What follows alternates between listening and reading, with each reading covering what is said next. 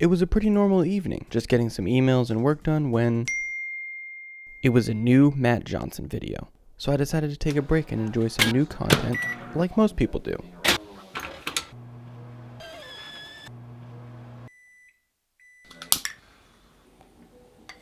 And play. And today I want to share with you my budget wedding filmmaking gear guide, the Sony a6400.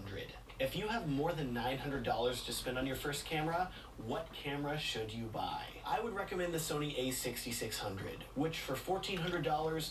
What?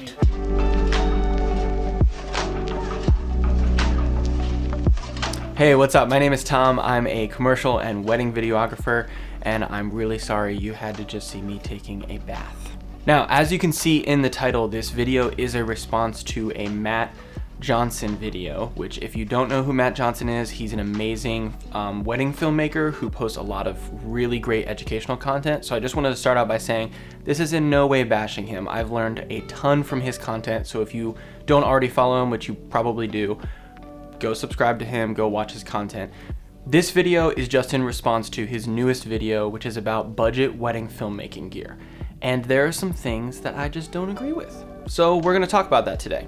I was a little bit surprised when Matt chose Sony gear, which I know that he shoots Sony, but in my opinion, it's not the best budget filmmaking kit to put together. So I've put together kind of like the opposing side, I guess you would say, which is the Panasonic lineup. I know a lot of people have opinions about Sony versus GH5 versus Canon and all that stuff. Just to give a little bit of context, I came from shooting on the a7S II and a6500, but last year around April, I think it was, or May, I started the switch over to the GH5.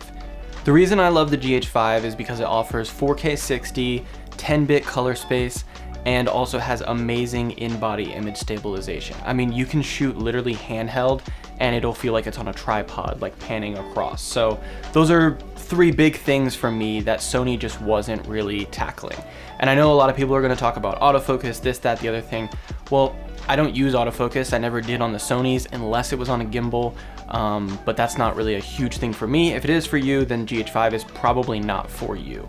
That being said, it does come in a little bit more expensive than the Sony a6400, but it does come in right with that a6600 price tag, and I've seen it used. I've bought one used for $900, I think it was. So it's completely possible to get that price down towards the a6400 price and get a way better camera. Now, one of the final things I want to say about the GH5 camera body itself is I feel like it's a higher end camera in this price bracket. Like the a6400 and a6600, I think are meant to be upgraded or used as B cameras mostly. They're not bad starter cameras, but if you have an a6600, you're probably gonna wanna be looking at an a7 III or an a7S II to move up to. I work with a lot of people who are in a higher end bracket of wedding filmmaking, and we're always shooting on the GH5. Especially when you put some good glass on it, like the Olympus Pro series. My friend Scott McKenna of 4LC Studios, he kind of introduced me to the GH5 lineup, and he uses Olympus lenses. We use them for every single wedding that we shoot for 4LC, and it's amazing. They're great. So I want to transition and talk about lenses. I typically shoot on the GH5 with a speed booster, as well as a bunch of EF glass, which I wouldn't recommend for beginning because it tends to get expensive. I think this lens was around $1,600.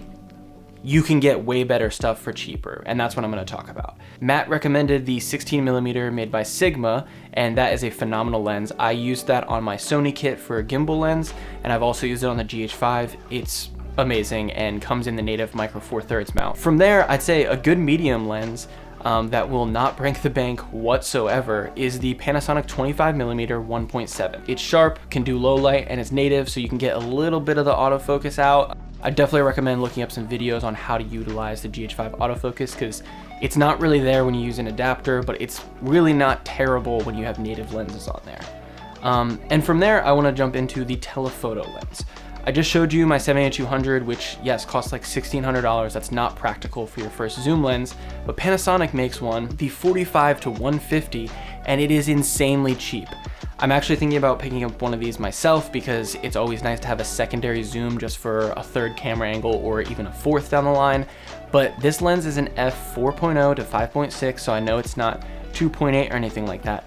But if you watch some test footage of this lens, it is so sharp, and the bokeh you get just because you're so zoomed in on the subject is insanely pretty looking. So your groom shot, your bride shot, this lens will do the job, and it's like $150 instead of like $600 or $1,600. So that's kind of where I land with those lenses, and why I recommend the GH5 camera system over Sony is I feel like your initial investment, even if you buy the camera body new and you're spending a little bit more, you're saving so much on lenses that you're able to put that money into audio gear, lighting, support systems, things like that, that I think really will make your whole film a lot better, and it'll come in at a lower price point to start. As far as Matt's suggestions on monopods, tripods, and audio gear, I would definitely recommend the same exact gear that he did, so definitely watch his video to see those sort of things. I personally use a Sirui monopod. It's just a little bit bulkier and can kind of stand like a tripod, which I know is not for everyone, and it is a little bit pricier, so I definitely say those Manfrotto ones are great to start with. But if you need a Manfrotto tripod and you can't really afford the expensive one, I will recommend the Viltrox tripod. So far for me, it's done an entire season. It comes with a native Manfrotto plate and head, so it'll fit everything else that you're working with. And I just think it's like an all-around like decent tripod for, we just use it for ceremony. So you can kind of set it up real quick and have it. It is a little bit bulkier, but it sets up real easy. Then we put it away and we use smaller tripods and monopods for our speeches and things like that. Another thing I wanted to add is lighting. A lot of people don't like the GH5 because it's a micro four thirds sensor, so it technically isn't as good in low light as the Sony stuff, which I will agree, not necessarily with the A64 and A6600, because those aren't really like low light beasts like the full frame series is. But a good light that I just started using this year is the Cam TV. I think it's the F55Q, something like that. I'll put it linked in the description. But this light has been great, versatile, powerful. I've traveled to Atlanta with it, and it was great to have for reception because normally you don't really have enough room to take stuff like that. It is, I think, $400, so it is a little bit pricier, but you can definitely just pick up some little LED cubes on Amazon.com. I started by using those, and I would literally just put 2 of them on a light stand, put them to a power that I thought was like good. They were daylight, so I didn't have much options, but I think they were like 12 bucks on Amazon. It did amazing things to just add some depth and contrast to the reception dancing.